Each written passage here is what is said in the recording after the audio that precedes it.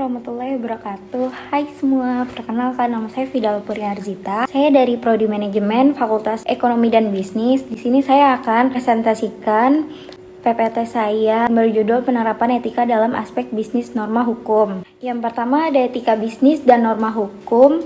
Penjelasan etika bisnis itu etika bisnis dapat didefinisikan sebagai prinsip-prinsip moral dan nilai-nilai yang menjadi pedoman perilaku dalam pengambilan keputusan dan tindakan di lingkungan bisnis. Ia melampaui sekedar kepatuhan terhadap hukum, cakup standar tentang apa yang dianggap benar, salah, baik, dan buruk dalam konteks kegiatan ekonomi. Selanjutnya ada norma hukum. Norma hukum adalah aturan-aturan yang dibuat secara resmi oleh lembaga yang berwenang, biasanya pemerintah atau badan legislatif, dan bersifat mengikat serta memaksa bagi seluruh anggota masyarakat dalam suatu wilayah hukum tertentu. Tujuan etika bisnis dan norma hukum, yang pertama, bangun kepercayaan dan reputasi, yaitu menciptakan kredibilitas di mata konsumen, karyawan, investor, dan masyarakat. Yang kedua, jaminan keberlanjutan bisnis, yaitu mengurangi resiko hukum, denda, dan skandal demi operasional jangka panjang yang stabil. Yang ketiga, ciptakan lingkungan kerja positif, itu meningkatkan moral, produktivitas, dan loyalitas karyawan. Selanjutnya ada hubungan antara etika bisnis dan norma hukum.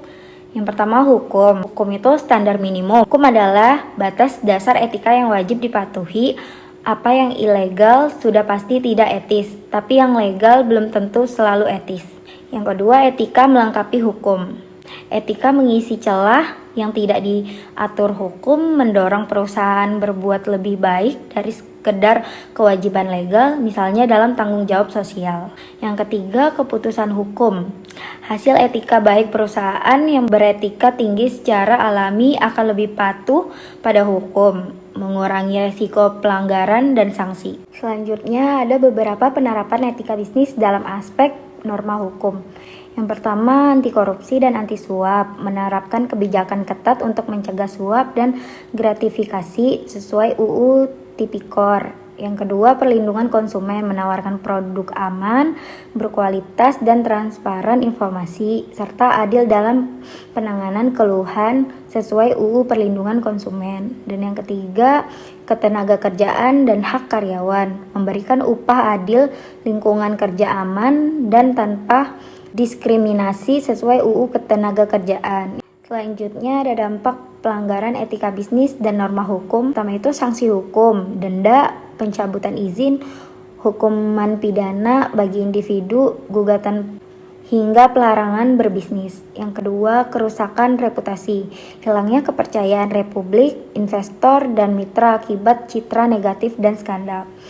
Yang ketiga, ada kerugian finansial, penurunan penjualan, anjloknya harga saham, dan kesulitan pendanaan. Yang keempat, penurunan moral karyawan, kurangnya motivasi, produktivitas, dan loyalitas staf. Ketidakberlanjutannya bisnis, potensi kebangkrutan atau penghentian operasi perusahaan. Jadi di sini kesimpulannya, penerapan etika dalam aspek bisnis yang selaras dengan norma hukum adalah keharusan mutlak di era modern. Etika bisnis bukan hanya tentang melakukan hal yang benar-benar secara moral, tetapi juga tentang melakukan hal-hal yang cerdas demi keberlanjutan dan kesuksesan jangka panjang perusahaan. Kepatuhan terhadap norma hukum adalah bagian integral di etika bisnis yang baik, dan kegagalan menerapkannya dapat berakibat fatal, baik secara hukum maupun reputasi. Oleh karena itu, membangun budaya etika yang kuat dan memastikan kepatuhan hukum harus menjadi prioritas utama bagi setiap entitas bisnis. Sekian presentasi dari saya, kurang lebihnya mohon maaf. Wassalamualaikum warahmatullahi wabarakatuh.